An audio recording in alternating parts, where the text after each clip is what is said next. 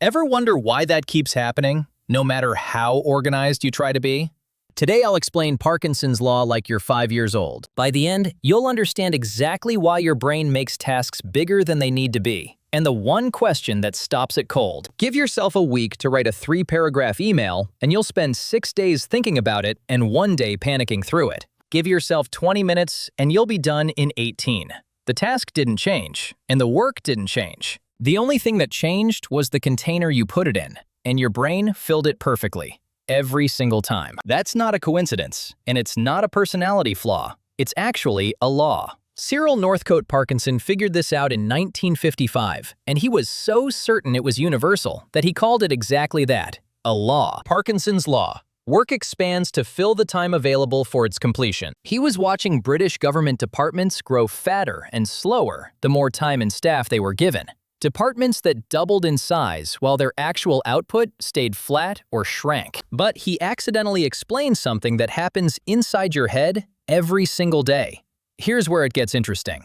Because knowing the law exists doesn't actually stop it. You've probably known for years that you work better under pressure, and you've told yourself that. And yet, you still give yourself a week for the email. You still set the deadline for Friday when you could set it for Tuesday. Something keeps giving tasks more time than they need, and that something is your brain, and it's doing it on purpose. Before I show you the mechanism, let me show you what it looks like from the inside. It's Wednesday, and you have a report due Monday, 5 days away, which feels comfortable, responsible even. So Wednesday, you gather some notes and circle the topic. Thursday, you think about the structure while making coffee. Friday, you tell yourself you'll do a proper draft over the weekend. Saturday arrives with other things pulling at you, and Sunday morning is for easing in. Sunday afternoon, you finally start. And Sunday night, you finish something you could have finished Wednesday morning in 3 hours.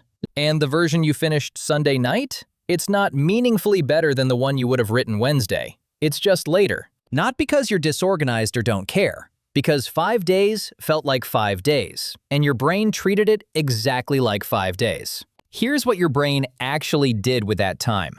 It looked at the deadline, Monday, and worked backward. It didn't ask, how long does this actually take? It asked, how long do I have? Then, it scheduled the discomfort accordingly. It filed the task under future problem and handed you the feeling that there was still plenty of time. That feeling isn't laziness. It's a program running in the background, and it runs on one simple principle. Urgency is the trigger, not importance. Think of your brain's motivation system like a smoke detector. It doesn't care that the stove has been on for 4 days. It only fires when there's actual smoke, and urgency is that smoke.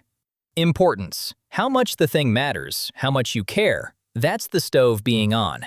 The detector ignores it completely until the deadline is close enough to generate real heat. So the report sits quietly for 4 days while the smoke detector stays silent. Then Sunday night, the smoke arrives, the alarm fires, and suddenly, you can focus perfectly. Which raises the obvious question.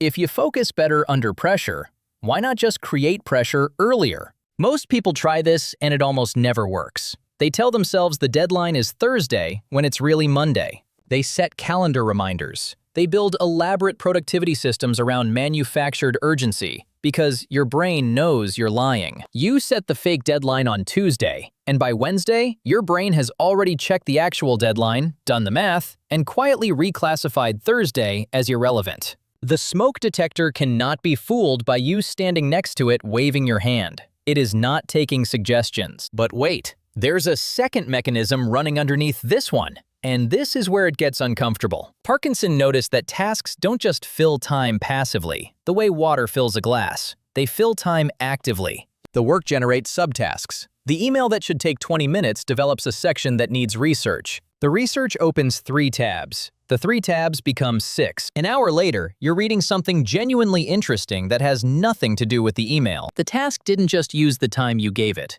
It grew roots into the time and started pulling more in. Your brain does this on purpose, not because it's broken, because it's solving the wrong problem. Here's the mechanism. When a task has abundant time around it, your brain treats it as an open-ended problem. Think of it like a contractor handed an unlimited budget. Nobody stops at good enough when there's room for more. More time means your brain decides this must be a bigger, more complex job. So it adds more angles, more checking, more second-guessing, more refinement. You gave the task a week, so your brain decided it must be a week-sized problem and started building accordingly. This is the part nobody talks about. The expansion isn't just procrastination. The expansion is you making the task bigger than it is, because time availability signals task size, and your brain uses task size to calibrate effort. Artificially constrain the time, and the task shrinks to fit. And here's the proof that should make every procrastinator deeply uncomfortable. It shows up in operating rooms. When surgery suites run behind schedule, surgical teams consistently complete subsequent procedures faster, without cutting corners, without worse outcomes. The work compresses. The same hands, the same complexity, the same standards. But less time means the task stops expanding. The scalpel doesn't slow down for philosophy when there's a patient behind this one. What's striking isn't just that they finish faster, it's that the quality holds. Time pressure removed the expansion without removing the competence. Your brain isn't uniquely broken. Surgeons' brains do the same thing. Every brain does. So you're not lazy.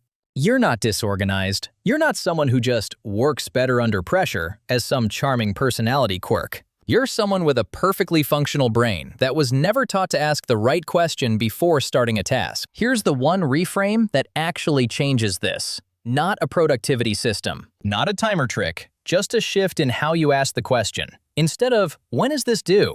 Ask, how long should this actually take?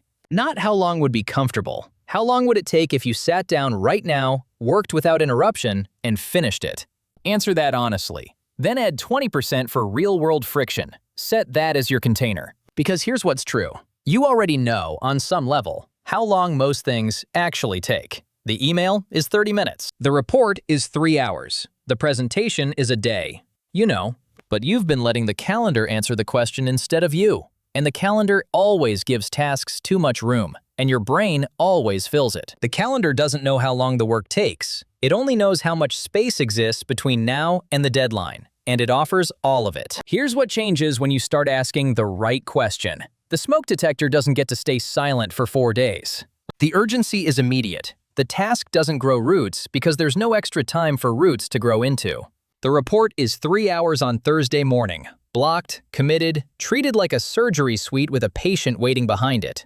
The task doesn't feel smaller, but it stays the right size. To recap what your brain has been doing this whole time, work expands to fill the time you give it, not because you're lazy, but because your brain uses available time as a signal for task size. Fake deadlines don't work because your brain checks the real one. But honest time estimates do work because they remove the room that expansion needs to happen. You didn't need more discipline. You needed a different question. So here's what I want to leave you with. What's one thing on your list right now? Something you've given a week that you already know, if you're honest, is a 2-hour problem.